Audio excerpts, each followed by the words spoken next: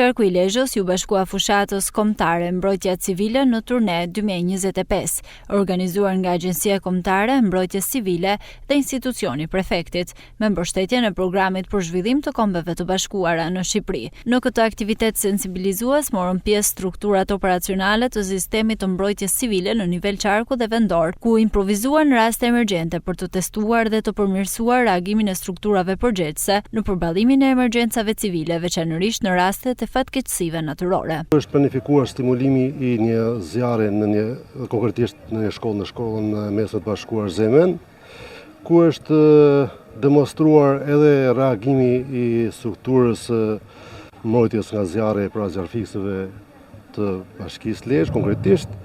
Njëkohësisht është parë dhe është shikuar edhe reagimi dhe koordinimi i strukturave të tjera, konkretisht i urgjencës mjekësore, bashkëpunimi mbështetja nga policia e shtetit dhe përballimi dhe reagimi sa më shpejt i këtyre forcave me qëllim minimizimin e dëmeve. Gjitha këto së bashku bën që të ngrihet niveli i reagimit dhe përgatitja profesionale e forcave të zjarrfiksëve, me qëllim me gjithnjë përballlimin sa më pak dëme të situatave emergjente që mund të vijojnë. Pjesa e informimit dhe ndërgjegjësimit të publikut është një element paq i rëndësishëm në ngritjen e nivelit të përgatitjes mbrojtjes civile, jo vetëm në nivel institucional, por edhe në nivel komunitar.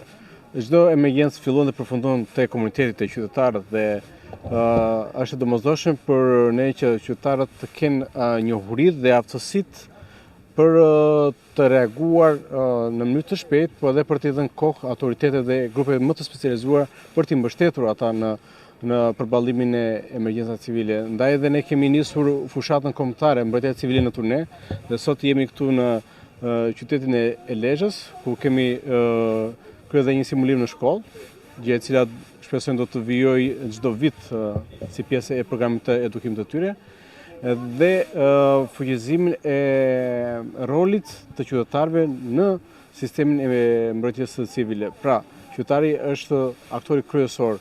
Aty fillon dhe aty mbaron një emergjencë civile. Gjatë aktivitetit u shpërndan edhe broshura informuese për qytetarët me qëllim rritjen e ndërgjegjësimit dhe gatishmërinë për reagim në kohë në raste emergjencash, pasi komuniteti shihet si faktor mjaft i rëndësishëm në këtë drejtim.